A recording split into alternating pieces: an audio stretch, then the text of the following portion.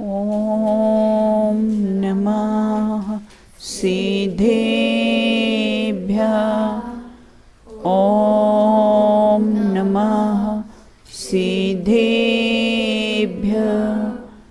ॐ नमः सिद्धेभ्यः।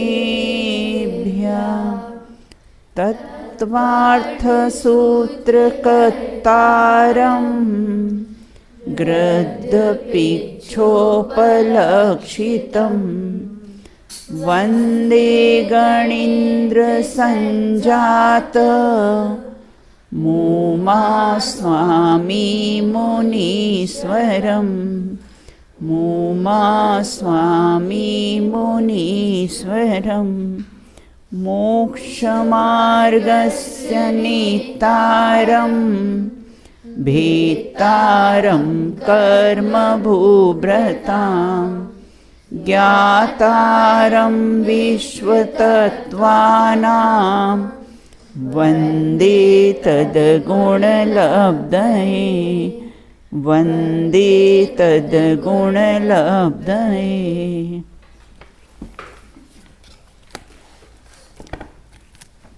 आचार्य उमा स्वामी द्वारा विरचित, जिनको गद्यपिच्छ उमा स्वामी भी कहते हैं, उनके द्वारा ये तत्वार्थ सूत्र नामक ग्रंथ लिखा गया है, जिसके पूर्व में हमने पहले अध्याय पर हमारी चर्चा पूर्ण हो चुकी थी। अब हम द्वितीय अध्याय पर चर्चा प्रारंभ करेंगे। इस द्वितीय अध्याय में प्रारंभ में 5 भावों की कैसी है चर्चा की है, उसकी चर्चा हम प्रारंभ करेंगे। पहले तो कैसा है, हम सूत्र पढ़ेंगे। औपशमिक औपशमिक छायिको भावो मिश्रश्च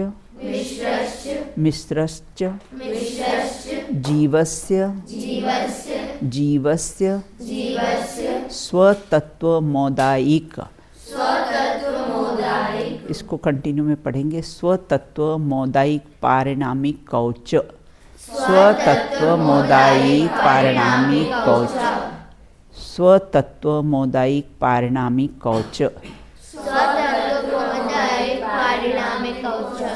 औपशमिक छायिको भावो मिश्रश्च जीवस्य स्वतत्वमोदायिक पारिणामिक कौच। हाँ, कंटिन्यू में पढ़िए अब इसको। औपशमिक छायिको भावो मिश्रश्च जीवस्य स्वतत्वमोदायिक पारिणामिक कौच। एक बार फिर से पढ़िए। औपशमिक छायिको भावो मिश्रश्च जीवस्य स्वतत्वमोदायिक पारिणामिक कौच। चलो, हाँ पढ़ो। हाँ, अंतरा पढ़िए।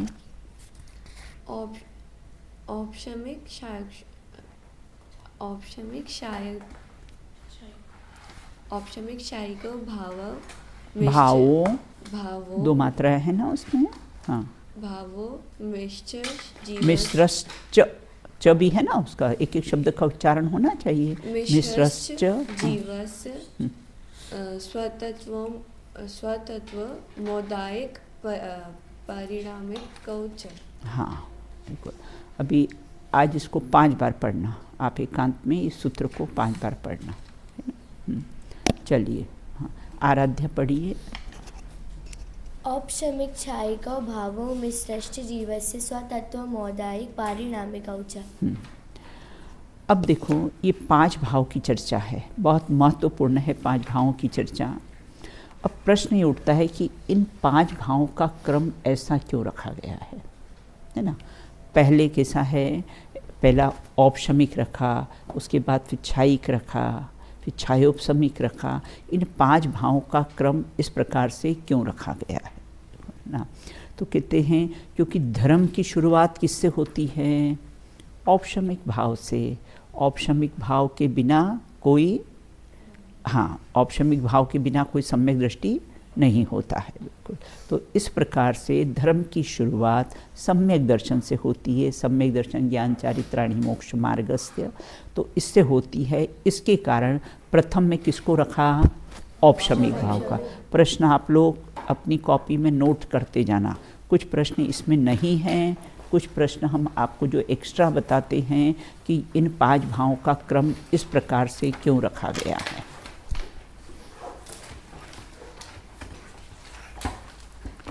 क्योंकि धर्म की शुरुआत कैसी होती है? औपशमिक भाव से होती है कुल, और इसके भेद और समय भी कम है। अभी अपन 5 भावों के भेद देखेंगे ना। पहला कारण कि धर्म की शुरुआत औपशमिक भाव से होती है। दूसरी बात, इसके भेद भी कम हैं और इसका समय भी कम है ना। समय कम होता है ना। सम्यक दर्शन में जो औपशमिक सम्यक तो होता है, उसका काल तो मात्र अंतर्मुहूर्त ही होता है, ज़्यादा होता नहीं है। इसके कारण कैसा है? इसके भेद और समय भी कम है और संख्या भी कम है। इसलिए प्रथम में इसको औपशमिक भाव को रखा गया है। उसके बाद फिर कैसा है? औपशमिक भाव का प्रतिद्वंदी कौन होता है? देखो, उपशम मतलब कर्म प्रकृतियों को दबाना, क्षय मतलब कैसा है? कर्म प्रकृतियों का कैसा है? नाश करना, है ना, उसका नाश करना ना। तो क्या हुआ? इसका प्रतिद्वंदी हो गया ना, दबाने का प्रतिद्वंदी क्या हो गया? नाश करना है। तो दूसरे नंबर पर क्या रखा? क्षायिक भाव। पहले नंबर पर क्या रखा? औपशमिक भाव। दूसरे नंबर पर क्या रखा? क्षायिक भाव रखा। तीसरे नंबर पर क्षाय उपशमिक रखा, जो मिश्र भाव है उसको रखा। तो तीसरे नंबर पर कैसा है? क्षायिक भाव रखा है और मिश्र भाव रखा है, क्षाय उपशमिक भाव। तो मिश्र भाव दोनों रूप होता है ना। मध्य में रखा गया क्षय भी और उपशम भी। पहला औपशमिक, दूसरा क्षय, है ना। तो कैसा? और इसके मध्य में क्या रख दिया है? इस प्रकार से कैसा है? मिश्र भाव रख दिया है, बिल्कुल, है ना। फिर इधर अभी क्या लिया है? औदायिक और पारिणामिक ले लिया है। पहले औपशमिक, फिर क्षायिक, बीच में क्या रख दिया है? क्षाय उपशमिक, मिश्र भाव रख दिया है। उसके बाद फिर औदायिक और पारिणामिक, तो इसको बीच में रख दिया है। तो औपशमिक भाव को कैसा है? मध्य में रखा गया है। अब भेद और जीव की संख्या अधिक है, बिल्कुल। कैसे? जो औदायिक भाव है, देखो एक बात ध्यान रखना, औदायिक और औदारिक।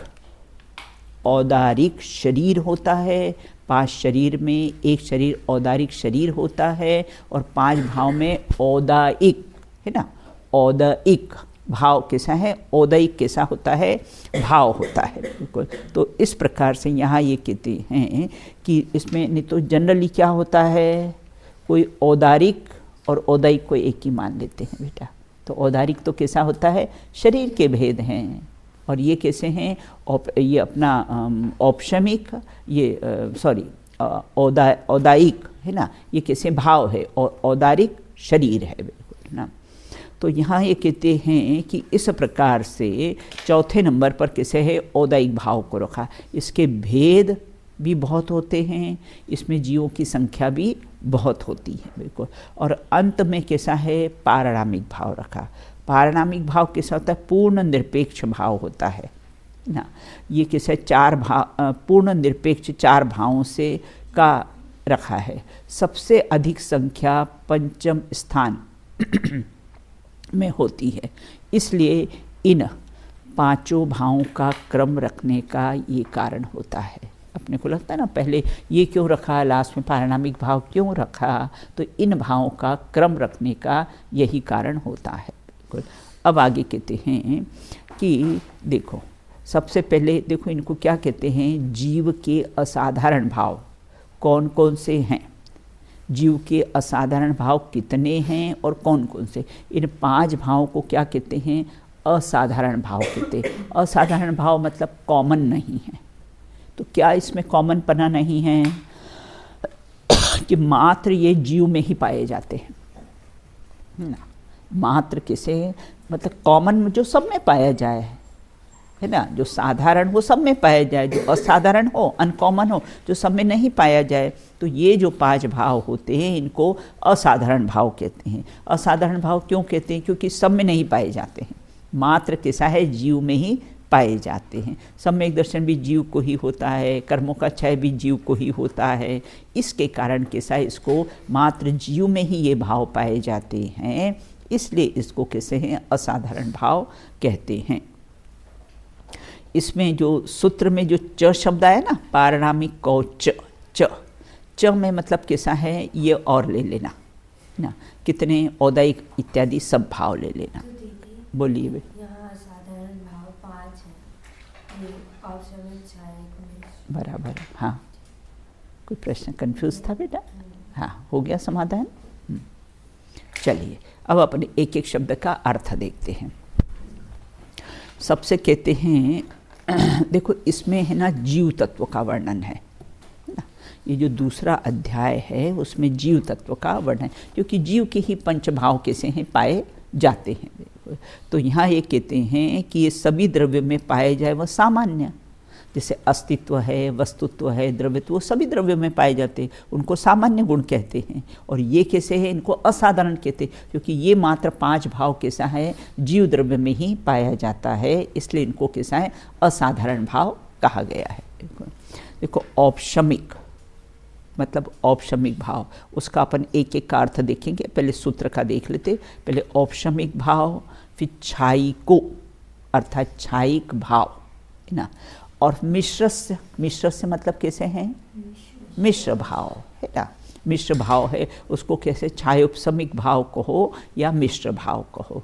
और उसके पास है जीवस्य, किसके होते हैं, ये जीव के में, ये जीव में पाए जाते हैं, इसलिए क्या सूत्र में क्या लिया, जीवस्य। और कैसे स्वतत्व, और ये कैसे जीव के कैसे स्वतत्व हैं, स्वयं के तत्व हैं बिल्कुल। और उसके बाद कैसे हैं औदा, अगर इसका संधि विच्छेद करेंगे ना तो इसमें मौदायिक लिखा है ना, तो क्या हो जाएगा, औदायिक हो जाएगा, क्योंकि स्वतत्व है ना, तो इसलिए उसका कैसा है, औदायिक हो जाएगा। और पारिणामिक कौच, और अंतिम कौन सा है, पारिणामिक भाव है ना, च मतलब और। तो कैसे जीव के कितने भाव हुए, औपशमिक, छायिक, छायोपशमिक, औदायिक और पारिणामिक, ये 5 भाव हुए। क्रम हमने देख लिया कि इस क्रम से इसको क्यों रखा गया है ना। बोलो बेटा। इससे ज़्यादा क्या जीव के भाव नहीं हो सकते? हाँ, इससे ज़्यादा नहीं हो सकते, इसी में सब इंक्लूड है। इन्हीं के भेद रहे। हाँ, 53 भाव अपन पढ़ेंगे ना बेटा, औपशमिक भाव के 2 हैं और कैसे हैं छायोपशमिक, सबके जो भेदा, इसी में औदायिक भाव में सब भाव आ जाते हैं। 21 प्रकार के औदायिक भाव होते हैं, तो इसके प्रभेद में कैसे हैं सभी भाव आ जाते हैं। इसके कारण कैसा है, मुख्य 5 रख दिए। अब हमने कहा आत्मार्थियन, तो सब आत्मार्थियन आ गई ना। फिर हमने कहा 9th की, 10th की, 11th की, हमने ऐसा कहा है, तो फिर उसके कैसे प्रभेद हो जाते हैं। तो 5 तो कैसे मुख्य भाव है ना, और बाकी कैसे हैं इसी के प्रभेद बताएंगे। वैसे मोक्षमार्ग प्रकाशक में 3 प्रकार, शुभ भाव, अशुभ भाव और शुद्ध भाव, ऐसे भाव भी लिए हुए हैं, अलग अलग अपेक्षा से अलग अलग भाव लिए गए हैं। तो यहाँ ये कहते हैं सूत्र से आपको अर्थ ख्याल में आ गया, एक एक शब्द से। औपशमिक मतलब औपशमिक भाव, छायिको, ये भाव सब में लगा लेना है ना, छायिक भाव, फिर मिश्र छायोपशमिक भाव, वो जीव के होते हैं, स्वतत्व में होते हैं, और औदायिक और पारिणामिक, 5 प्रकार के भाव होते हैं। इस प्रकार से हाँ बताओ, आप बताओ बेटा, 5 भाव बताओ। हाँ, औपशमिक, छायोपशमिक, छायिक, क्रम भंग किया बेटा। औपशमिक, छायोपशमिक, मिश्र, छायोपशमिक और मिश्र एक में, औपशमिक, छायक, मिश्र, हाँ, छायोपशमिक और पारिणाम। ये सब मिश्र और छायोपशमिक में क्या अंतर पाया जाता है? हाँ, मिश्र और छायोपशमिक में बेटा क्या अंतर पाया जाता है? औपशमिक, छायक, मिश्र, हाँ, औदारिक और पारिणाम। हाँ, औदायिक, औदायिक औदारिक नहीं है ना, औदायिक। हाँ, और कैसे पारिणाम, बराबर बिल्कुल। हाँ, चलो भूमि बताओ 5 भाव। औपशमिक, छायिक, मिश्र, औदायिक और पारिणामिक। अब देखते हैं अपन इसका अर्थ देखते हैं बिल्कुल है ना। यहाँ ये कहते देखो जो भाव शब्द है, इसमें भाव लगा है ना, भाव कैसा है, सब में ही आया है तो सभी के साथ भाव लगाना। भाव शब्द जो होता है ना वो कैसे हैं, देखो व्यवहार से जीव के कहे जाते हैं, क्योंकि जीव के होते हैं, अलग क्यों नहीं है ना। इन चार भाव को नियम सार में तो इन चार भाव को विभाव भाव के दिया और पारिणामिक भाव को स्वभाव भाव कहा है। बोल अब कहते हैं जीव में उनका कोई स्थान नहीं है क्या, तो बोले ये जीव में ही पाए जाते हैं।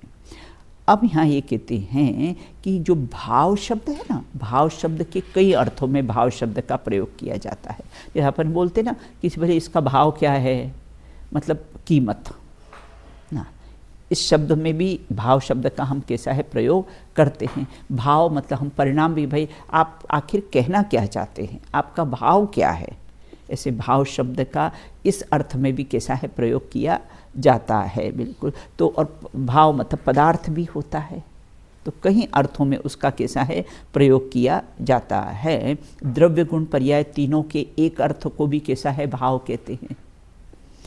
और कैसे भाव है ना, मतलब आत्मा की रुचि के अर्थ में भी कैसा है भाव शब्द का अर्थ आता है। तो ऐसे भाव शब्द के कैसे हैं कई अर्थों में इसका प्रयोग होता है। बोलिए। गुण पर्याय, हाँ हाँ, उसको भी कैसा है भाव शब्द कहा है। बिल्कुल। तो ऐसे कहीं कैसा है भाव शब्द के कई अर्थ होते हैं, लेकिन यहाँ पर भाव शब्द लिया है जीव के परिणामों से लिया है। यहाँ पर भाव शब्द का अर्थ क्या लिया है, जीव के परिणामों से लिया है। देखो अब पहला है, देखो जीव के स्वतत्व, स्वतत्व का है ना, मतलब स्वतत्व मतलब सबके अपने अपने तत्व है ना, तुम्हारा अपना तत्व पांच, तुम्हारे अपने तत्व, इसलिए क्या कहा है मेरा अपना स्वतत्व, तो इसलिए स्वतत्व शब्द डाला कि सबके कैसे है ये पांच भाव सबके अपने अपने होते हैं और कैसे असाधारण होते हैं, मात्र जीव में ही पाए जाते और किसी अन्य में नहीं पाए जाते, इसलिए उनको असाधारण भाव कहते हैं। अब आगे कहते हैं सबसे पहला कैसा है औपशमिक भाव ना, अपने कहा था ना औपशमिक भाव। देखो ये 5 पॉइंट में लिखवाती हूँ, आप लिख लीजिए। औपशमिक भाव के बिना धर्म की शुरुआत नहीं। आप लोग है ना, आपकी डायरी बनाना, ये आपको 4 साल तक चलेगी ये डायरी है ना। तत्वार सूत्र की डायरी अलग बना लेना और उसमें अभी लिखो अध्याय 2 सूत्र नंबर 1। तो आप जब भी देखेंगे आपको कैसा है ख्याल आएगा है ना, क्योंकि ये तत्वार सूत्र अपने को 12 तक चलेगा, तो इसकी डायरी अभी से एक से पूरी अलग बनाना, चाहे जो डायरी में लिखना नहीं, और बड़ी डायरी इसकी बनाओ ना, ताकि आपको कैसा है 4 साल तक काम आएगी। चलिए अब कहते हैं यहाँ पर कैसा है सबसे पहला औपशमिक भाव। औपशमिक भाव के बिना धर्म की शुरुआत नहीं। छायिक भाव के बिना कोई अनंत सिद्ध नहीं।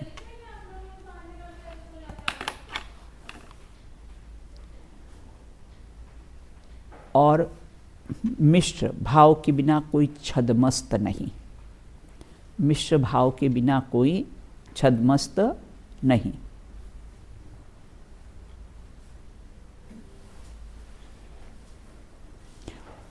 औदायिक भाव के बिना कोई संसारी नहीं। औदायिक भाव के बिना कोई संसारी नहीं।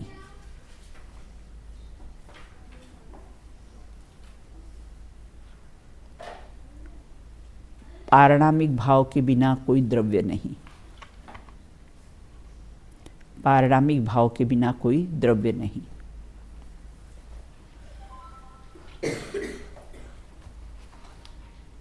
देखो ये सबको नोट करना है।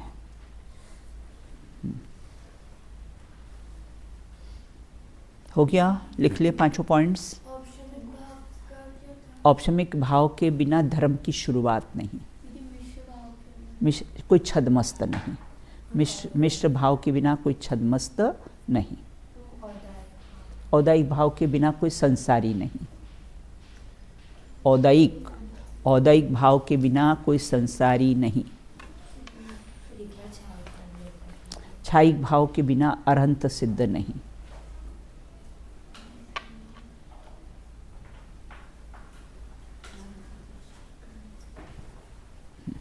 चलिए सबसे पहला कौन सा भाव है, औपशमिक भाव। देखो औपशमिक भाव ये कौन सा होता है, ये 14वें चौथे, ये सादी शांत।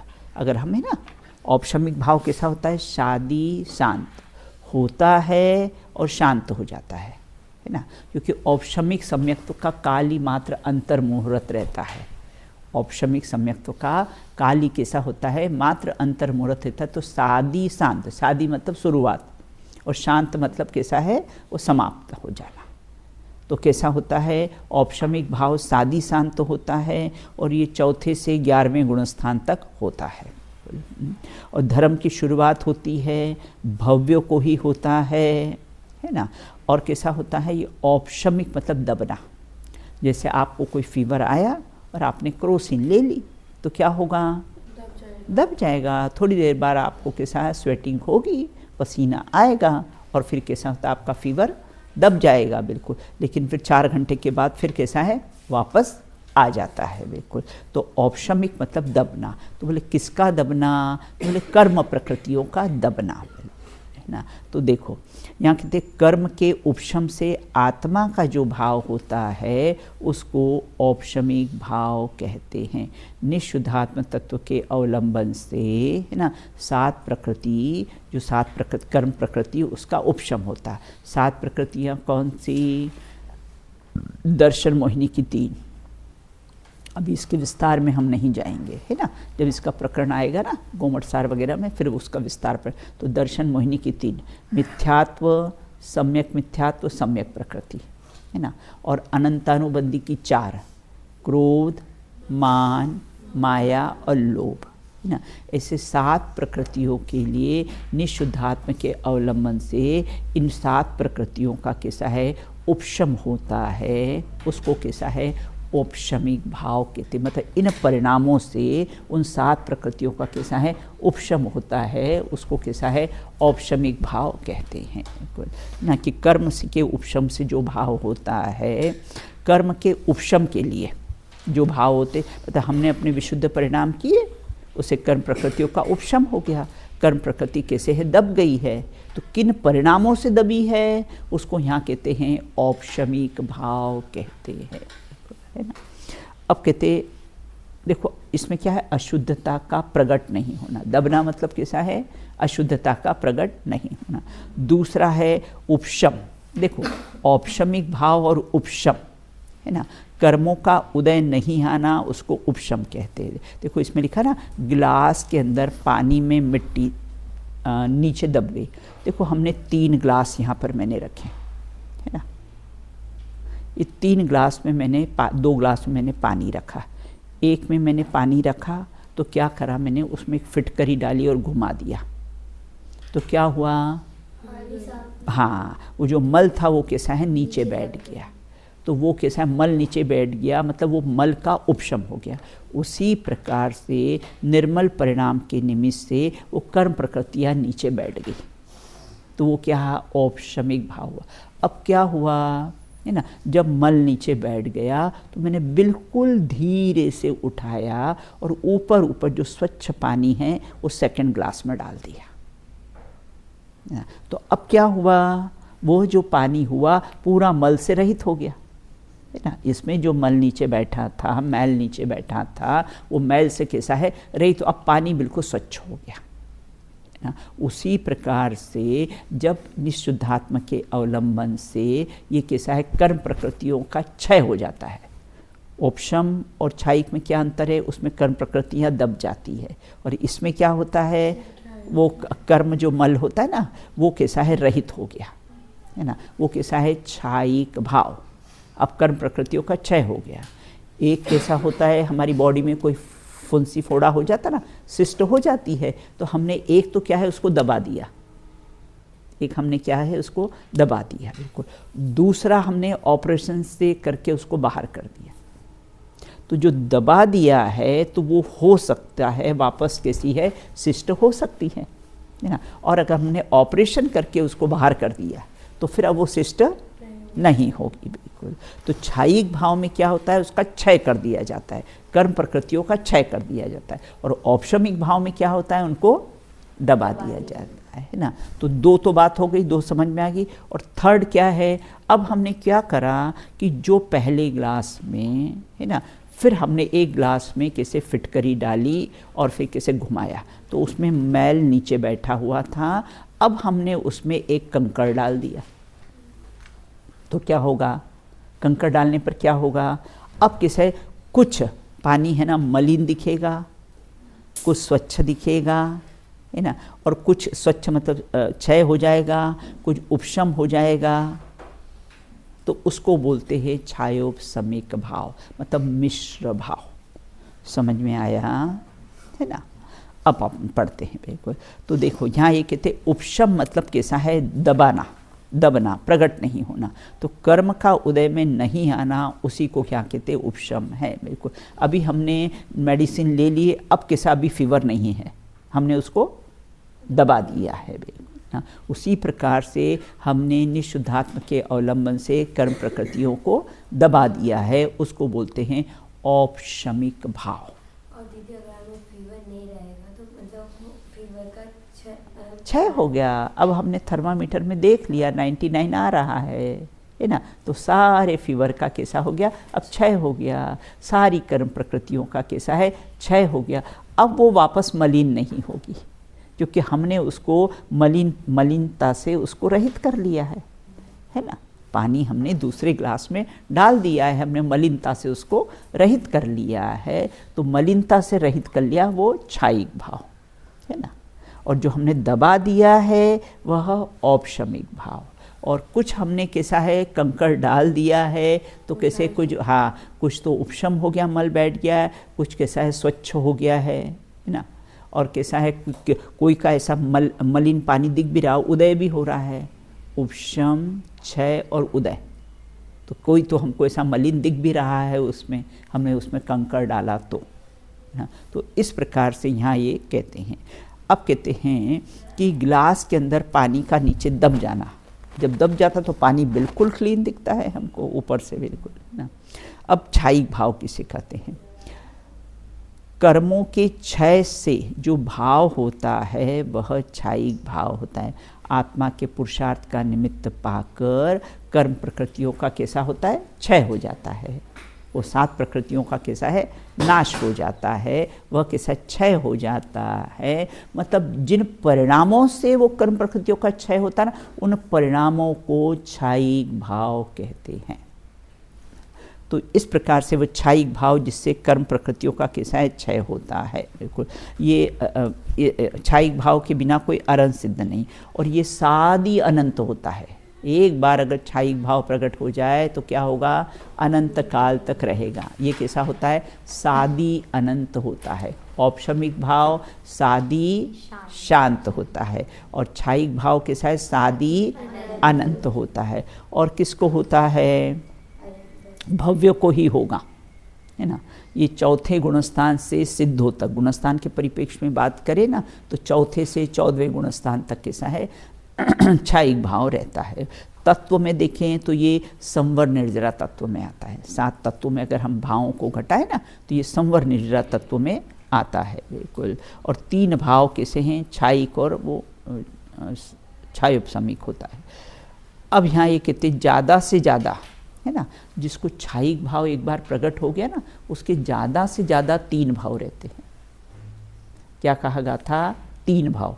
3 भाव से उसके ज़्यादा रहे, या तो उसी भाव से मोक्ष चला जाए, या तो अधिक से अधिक होंगे तो उसके 3 भाव होंगे। इससे ज़्यादा वो संसार में जन्म मरण नहीं करेगा। बिल्कुल। अब कहते हैं क्षय किसे कहते हैं, कर्मों का आत्मा से अलग होना ही क्षय हो जाता है। जैसे मिट्टी रहित जल को हमने दूसरे बर्तन में डाल दिया, तो अब क्या होगा, वो जल बिल्कुल शुद्ध, अब वो मलिन नहीं होगा।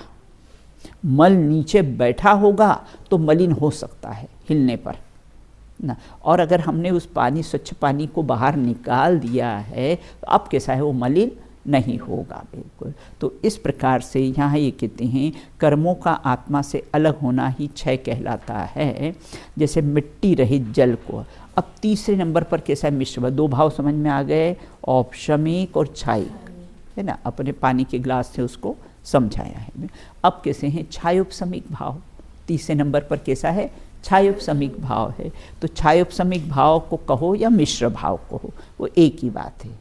जैसे हमने नींबू की शिकंजी पी तो उसमें कुछ खट्टा और कुछ मीठा, मिश्र स्वाद आया ना, हमको क्या हुआ, मिश्र स्वाद आया, बिल्कुल। तो इस प्रकार से छायोपसमिक भाव छायोपसमिक भाव को मिश्र भाव कहते हैं। छायोपसमिक भाव किसे कहते हैं, जैसे देखो उसमें क्षय प्लस उपशम प्लस उदय है ना, क्षयोपशम, कुछ क्षय प्लस उपशम,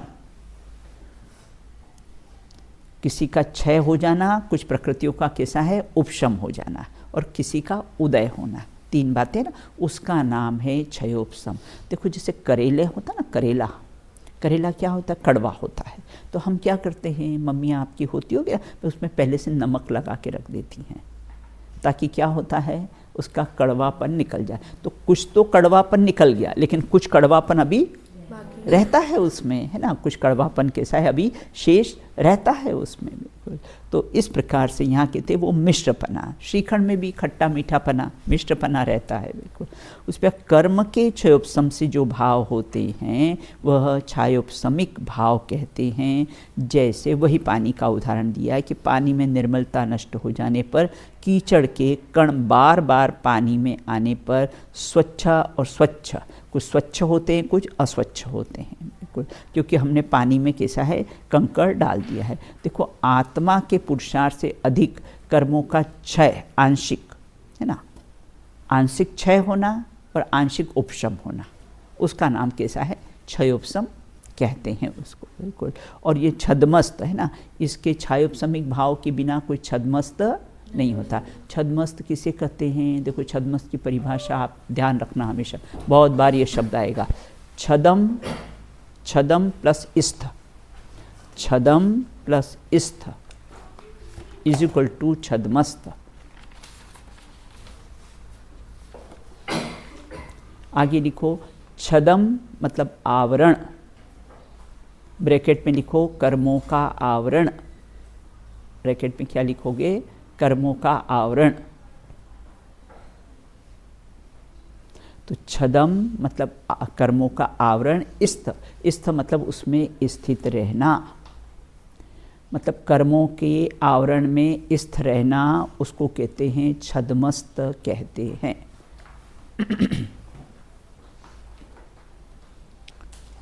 इसका गुणस्थान कौन सा होता है, पहले से 12वां गुणस्थान, अपन पांचों भाव के गुणस्थान भी देख रहे हैं ना, तो हाँ, तो ये मिश्र का पहले से 12वें गुणस्थान तक रहता है। पहला मिथ्यात्व गुणस्थान, 12वां क्षीण मोह गुणस्थान, तो पहले से 12वें गुणस्थान तक रहते हैं। और ये भी कैसा होता है, शादी शांत, ये गुणस्थान, ये भी कैसा भाव होता है, शादी शांत होता है।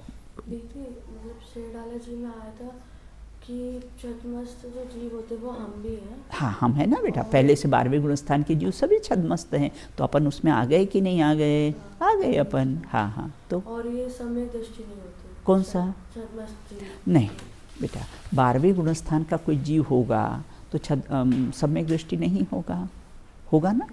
चौथे से 12वें में अगर ये छद्मस्तपना पाया जाता है ना, तो सम्यक दृष्टि होते हैं वो।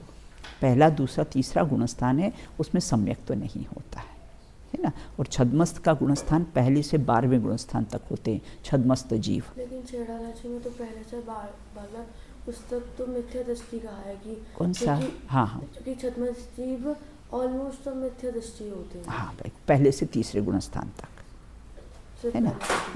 देखो बेटा क्या है कि एक सामान्य चर्चा होती है और एक विशेष चर्चा होती है। अब छडाला आपका प्रारंभ का था है ना, अब आप तत्वार सूत्र के पाठी हो गए हो, और अपन इसमें सब गुणस्थान घटा रहे हैं, काल घटा रहे हैं, ये भी कैसा है, शादी शांत है। तो छद्मस्त का गुणस्थान कैसा है, पहले से 12वां गुणस्थान, उसमें पहले से तीसरे गुणस्थान से मिथ्या दृष्टि, चौथे से 12वें पे लेकर सब सम्यक दृष्टि है ना। अब आगे कहते हैं, अब क्षयोपशम किसे कहते हैं, छायोपशमिक भाव और क्षयोपशम दोनों में क्या अंतर पाया जाता है।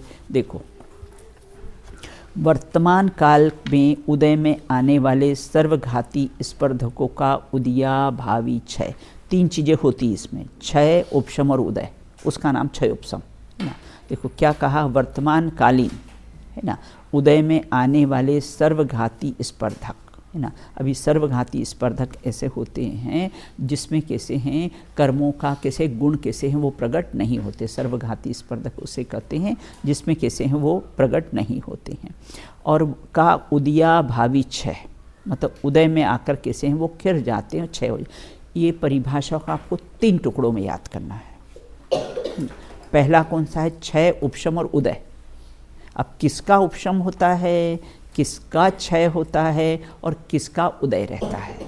तो कहते वर्तमान काल में जो उदय में आने वाली जो सर्वघाती प्रकृतियां होती है उनका उदयाभावी क्षय, मतलब वो उदय में आकर कैसी होती है, खिर जाती। वर्तमान में उदय नहीं है, इसका ये अर्थ नहीं लेना बिल्कुल। तो उदय में आकर कैसी है, क्षय हो जाती है।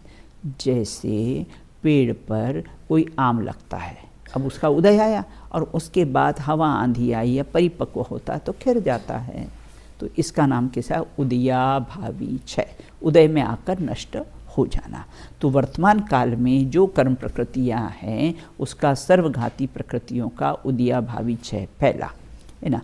अब उन्हीं उनका जो वर्तमान में उदय में जो इनका क्षय हुआ ना, उन्हीं स्पर्धकों का आगामी काल में उदय में आने वाले निषेकों का सद अवस्था रूप उपशम। अब जो भविष्य में जो कर्म प्रकृतियाँ उदय में आएगी उनका कैसा है, वो दबी हुई है अभी सत्ता में, वो उपशम हो गया उनका, है ना। किसका? उन्हीं का। देखो 2 में सर्वघाती लेना, 1 में देशघाती लेना। तो यहाँ कहते वर्तमान काल में उदय में आने वाले सर्वघाती स्पर्धकों का उदयाभावी क्षय, है ना। अब उन्हीं इस पर किन्हीं, है ना, जिनका कैसा है आगामी काल में जो उदय में आने वाले हैं, है ना। जैसे होता है ना, पहले बॉडी में अगर कैंसर के परमाणु होते ना, पहले तो कैसे हैं बेटा, सत्ता में पड़े रहते हैं। जब टेस्ट वगैरह करवाते हैं तब मालूम पड़ता है कि अरे आपको तो कैंसर है, रिपोर्ट में आपके आ गया है। तो सत्ता में पड़े थे तो मालूम नहीं पड़ा, जब टेस्ट करवाया है ना तब कैसा है मालूम पड़ा हुआ। तो ऐसा उदय निषेकों का सद अवस्था रूप उपशम, है ना। तो क्या है यहाँ पर देखो, जो हड्डी में फीवर हो, है ना, अंदर मालूम नहीं पड़ता है ना, तो 99 फीवर हो, है ना, वो तो कैसा है समझो फीवर आपको है ही नहीं है। कोई बोलते भैया हमारे तो हड्डियों में फीवर बना रहता है, तो वो कैसा है उसका उपशम है, दबा हुआ रहता है। उसी प्रकार कर्म प्रकृति के जो आगामी उदय में आने वाली है अभी पड़ी है सत्ता में डिपॉजिट, तो उसका कैसा निषेकों का सद अवस्था रूप उपशम। और थर्ड है देशघाती। 2 में सर्वघाती, देशघाती स्पर्धकों का उदय में होने से क्षयोपशम कहते हैं। अब देशघाती प्रकृतियों का क्या होता है, यह उदय में आ जाती है। तो पहला कैसा क्षय, फिर उपशम और उदय, है ना। तो वह देशघाती प्रकृतियों का कैसा है उदय होता है। बिल्कुल क्षयोपशमिक सम्यक तो किसे कहते हैं, तो इस प्रकार से यहाँ पर अपन ने कैसी है चर्चा की है। क्षयोपशमिक भाव 4 से 12वें गुणस्थान में क्यों नहीं लिया? क्षयोपशमिक भाव को, क्षयोपशमिक भाव को 4 से 12वें गुणस्थान में क्यों नहीं लिया है? क्षयोपशमिक भाव को कैसा है 4 से 12वें गुणस्थान में क्यों नहीं लिया है? क्षयोपशमिक भाव में कुमति, कुश्रुत, कुअवधि और चक्षु अचक्षु दर्शन, है ना, ये गुणस्थान में होते हैं। इसके कारण उसको इसमें कैसा है, इसमें नहीं लिया है, बिल्कुल है 12वें गुणस्थान में नहीं लिया है क्षयोपशमिक भाव को बेटा, है ना, क्षयोपशमिक भाव को नहीं लिया है ना।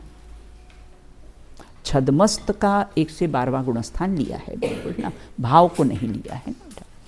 अब कहते हैं विषय ये काफ़ी बड़ा है ना।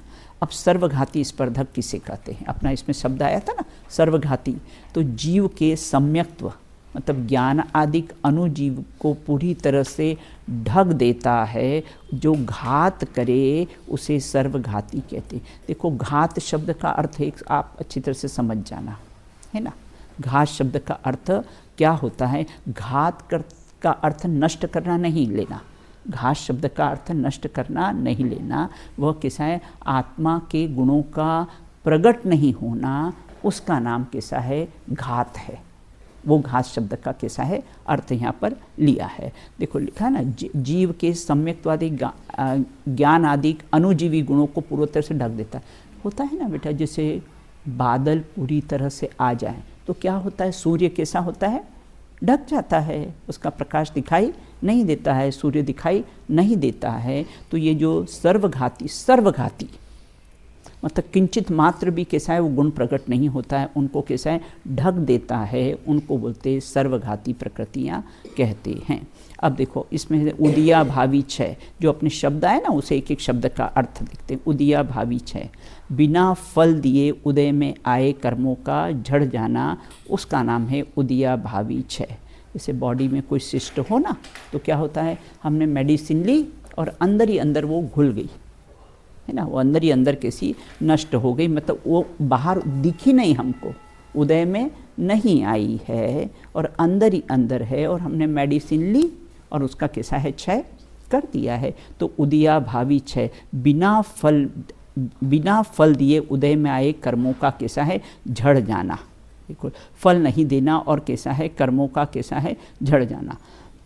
अब स्पर्धक किसे कहते हैं, कर्मों के समूह को स्पर्धक कहते हैं।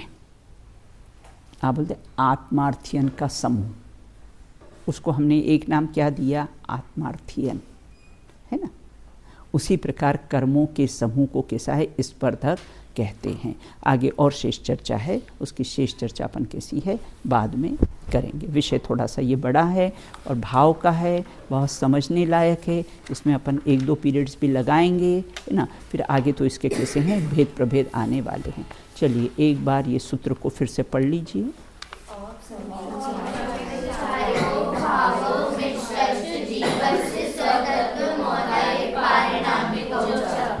चलिए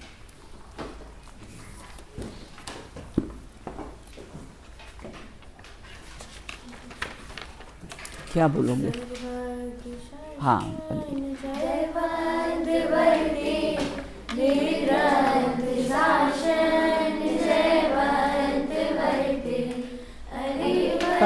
की निंदा प्रशंसा स्वयं की, करते समय शक्ति बुद्धि न खो। उसकी राग बेटा ऐसे कर अवमन न